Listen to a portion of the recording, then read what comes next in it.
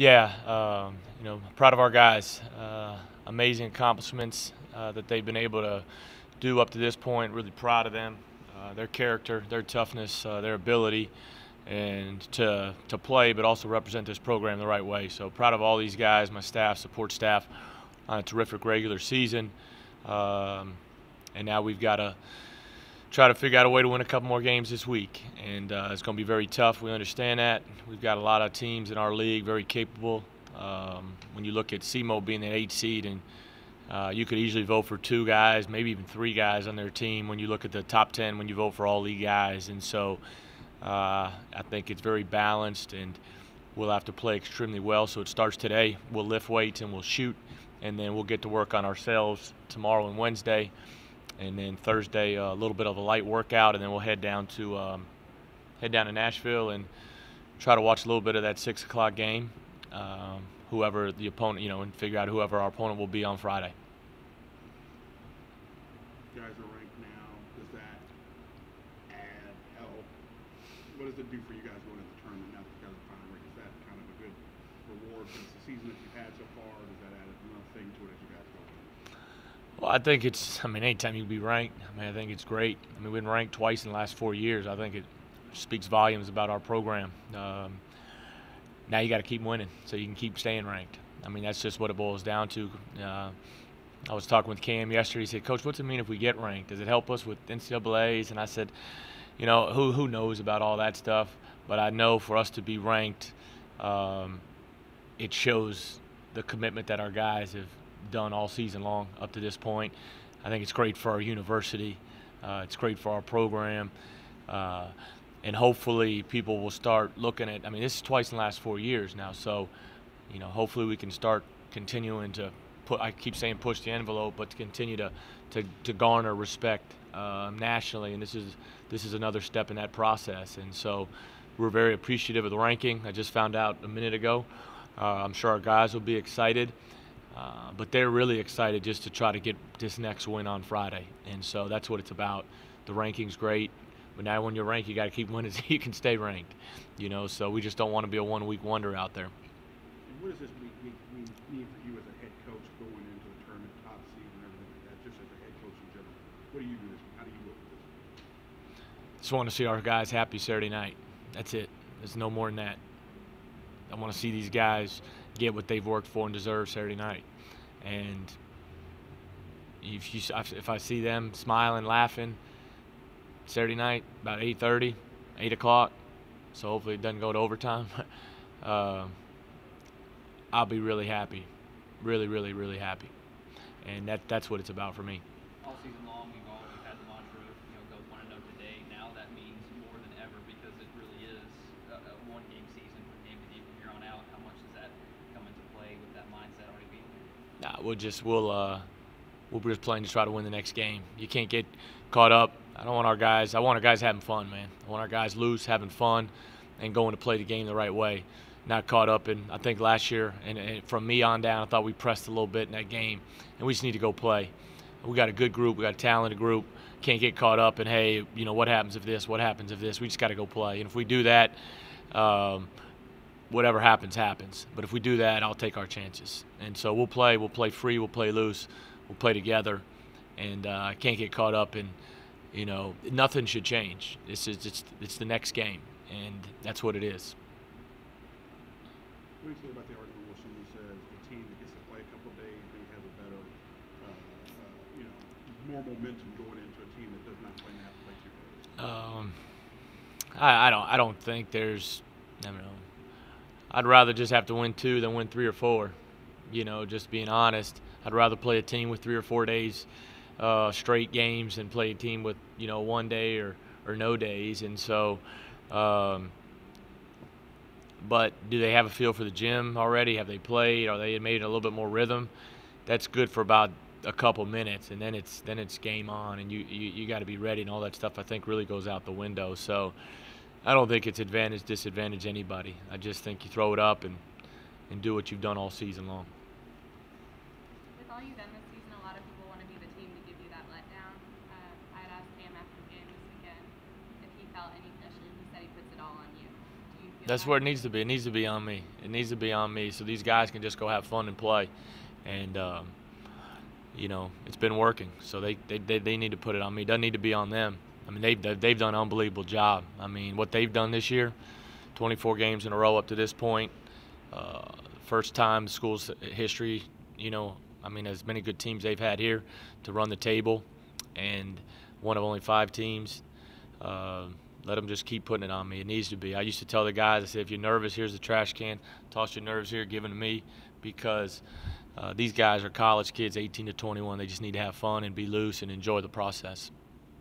Are there any 1 or 2 games this season that you think really played the most impact on I think the Evansville game, I think it gave our team belief. I really do. I think the way it all shaped up. I think for Farrell to be the guy to make that shot, that's a play we've run for Jarvis, or we would run for Jarvis. He was fouled out, I believe. 24 coaches. So 24 in the coaches poll. That's great. So, the thing that's terrific. So that's a blessing for our program to be ranked like that, 24th in the coaches. I think coaches understand how hard it is night in and night out to win. We've won twice on the road in our league and sellout crowds. There's not a lot of I don't know how many BCS teams can say that, to be honest. And when I'm saying not win on the road, I'm saying in front of just packed crowds. And so that was a big win for us Saturday. And so I think people have caught attention to it now, so we're appreciative of that. But what was your question again? Because we got. The 1 or 2 games that really. Yeah, I think the Evansville game. I think first and foremost, it gave this team belief. It gave this team, and maybe a little bit more trust in us as a coaches and coaching staff that hey, we're a little bit more belief maybe. The way we had to win that game. What put us to this point was probably the Xavier game and the Valparaiso game. To where if you don't play the right way, if you don't play together, and Jonathan Farrell was a huge factor in this. Now couldn't move back then, but if you don't play the game the right way, you can get embarrassed. And so I think that those two moments really shaped this team. And then we've had some great wins along the way where these guys kept believing. Eastern Kentucky, SEMO, just to name a couple. Now that you're ranked in the coaches poll, do you put a little bit more special emphasis on that because it is the coaches that vote on it? It's more of your peers? Yeah, I think that the AP is great, but the coaches understand what you have to go through, regardless of your conference affiliation, regardless the league. They understand a little bit better, how hard it is night in, night out. And I wasn't on the conference call to the very end, but I think Coach Neubauer may have made a comment about to go 16-0 in a conference through the injuries, through the sicknesses, through the day-to-day life of college kids, student athletes, on the road, at home, the pressure. To do that is a great achievement. And so I think the coaches respect that, understand that. And so it's great. That means a lot. And so, we're really, really pleased about that. Talk about Cam's game Saturday, 31-8-7. And it was one of those games when it seemed like you don't realize what he was doing until you saw it. Unless you were keeping, watching his stats all the way through. If you looked at the game, it didn't look like you dominated, but he really dominated in that game. Yeah, I didn't realize he had 31, but I don't, you don't really look at halftime. You're not looking at points. You're looking at other teams' points. You're looking at the other team's field goal percentage. You're looking at how many turnovers we have, how many offensive rebounds we gave up. And so at the end of the game, you'll peek just so you have a feel. And you see 31-8, I think it was 31-8-6 actually, but he was really good when he had to be. The 3 in front of our bench off the steal was big time. And then, late in the game, he made a couple big plays where we were able to spread the floor, and he was able to make plays in space, and that's where he's the best in space. So he's a special kid. He's a special player. I heard Jonathan say the other night after the game, it doesn't really matter who y'all play in the semifinals. Do you care? Obviously, probably not. No, it doesn't matter. Moorhead's playing really well. SEMO's super talented. Martin, we've had 2 tough physical games with them, and so, it's going to be tough, regardless of who you play. 1 through 12, it's going to be tough. I mean, when I was an assistant in 2010, we beat Eastern Illinois. Tony Easley blocked a shot. We won by 2. We were 29-4 at the time or something like that. And so they're all going to be tough. They may be tough and you may win by 15, but it's still going to be tough. And so it doesn't matter who we play. And likewise, they're not worried about who they have to play. You're just trying to beat the opponent that you got in front of you. How is this team different than the 2011-2012? I think the biggest thing, if you just went down the line, I could say Cam Payne, Isaiah Cannon. I could say Dante Poole, Jawan Long. I could say TJ Sapp, and Jeffrey Moss. I could say Ivan Asked Daniel. I could say Jonathan Farrell, Jarvis Williams. And then I could say, hey, you got Latrez off the bench. We kind of got Tyler Rambo, a little similar. Trez probably could do a little bit more. I could say Brandon Garrett a little bit here and with Wayne. And they're different players. And then you could say, Zay Jackson's a little bit more ahead of Flomo. But a backup point guard because Zay was really good for us at the second half of the season. And then Stacey Wilson, kind of with Justin. So you can match up player for player like that. The biggest difference is this team is made up of a lot of 1- and 2-year guys. Jeffrey Moss being Rambo's been here the longest, but Jeffrey's played every year. That team was built up of 3rd, 4, and 5-year guys that had been together for a long, long time.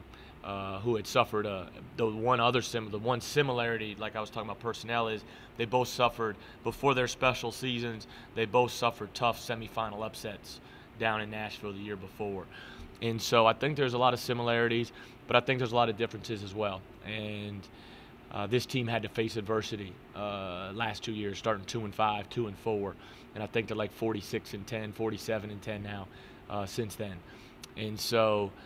I think the biggest difference, though, I think, is in experience and how long these guys have been here, because you're dealing with a couple of junior college guys in Jonathan and Jarvis. You're dealing with a sophomore point guard in Cam.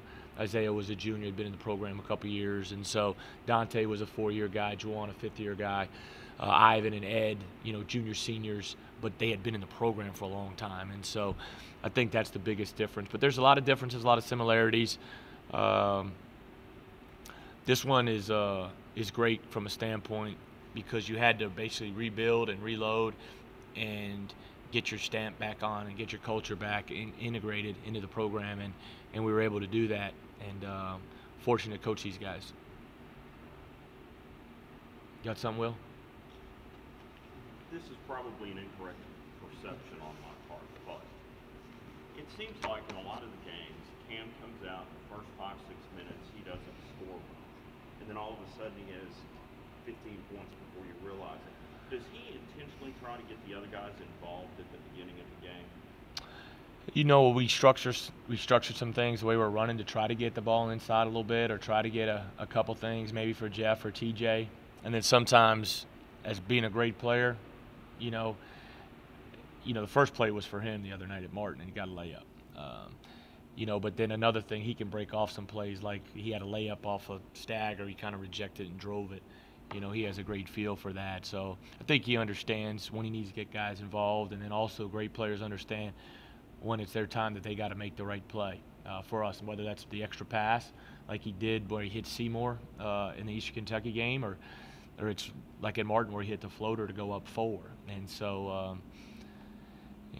he's gotten off to a couple, I guess missed a couple shots here and there. He'll start, but then next thing he'll make 5 in a row. And so he's just a gifted player. And so with that, it just depends on really who we're playing, how they play defensively. If we'll get him going. I mean, we were running the first play we ran every game for a stretch in conference play was for him, and we scored about 4 or 5 times in a row. And then we kind of got away from that for a little bit. So I think it depends on the game really, but he does a really good job. I mean, to be 3 to 1 assist to turnover and lead your team in scoring, that's pretty good. It's really good. What about at least the selfishness of the team? Because you notice these guys, they don't really care who gets it. I mean, they just happy that you get it. Well, they decided the best tweet I saw. Jarvis tweeted something, and coming from him, it was just awesome as a coach to read that. And it basically said, I don't know it off the top of my head, basically said, if you sacrifice a little bit and give up some things, the end result will be so much better. And he's like, I never really knew that or understood that. And so our guys figured that out, really from since we got back from Nashville. You had the dream season 3 years ago, and it was magical. And we're sitting here, this building here wasn't here then. Is it ever, and you're doing it all over again, is it ever a little surreal?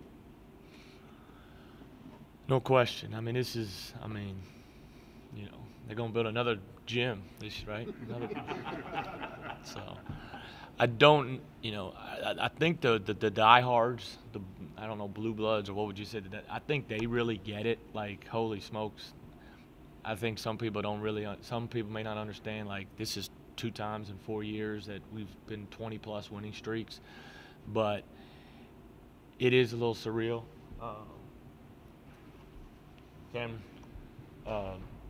It is a little surreal. We've had it's been amazing, and so, we are blessed. Each one of these guys, and they'll tell you, and I said it. I told our guys about our devotional, and not that I'm going to shy away from that, but God's had His hand on this program and on this community and this university's basketball team for a long time, and it's good. It's been fun, and so hopefully we can keep going and keep pushing the envelope as far as we can go.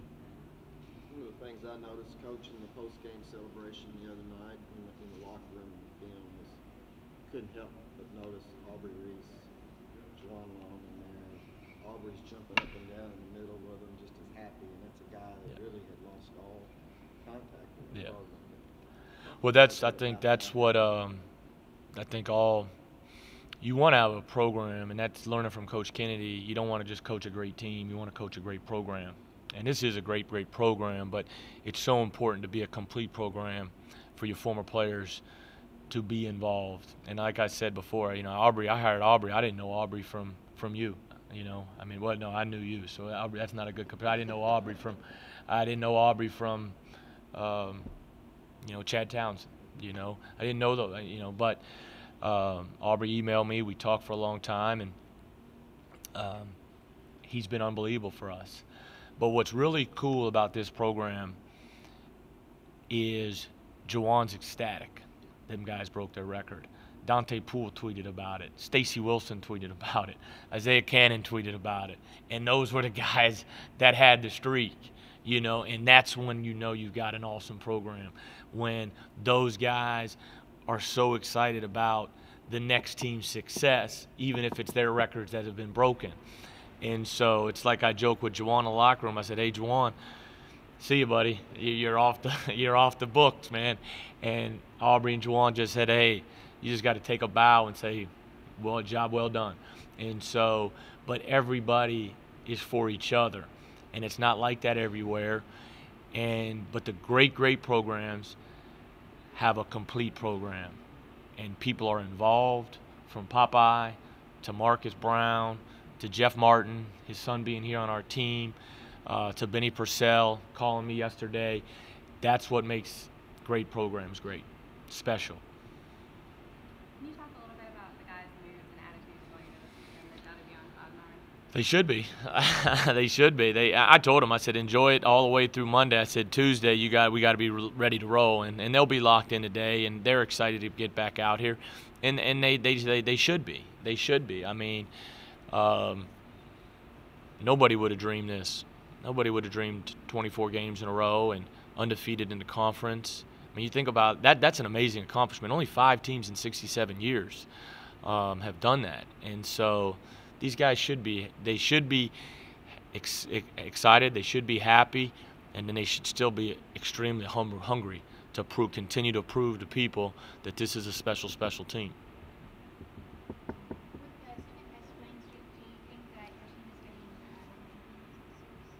Excuse me? Do you think your team is getting the rankings? I do. I think this team deserves, I love Coach Cal, and Chris Willard's up there, used to be an assistant here, so, Do I want to see Kentucky get upset? No, I'm just kidding.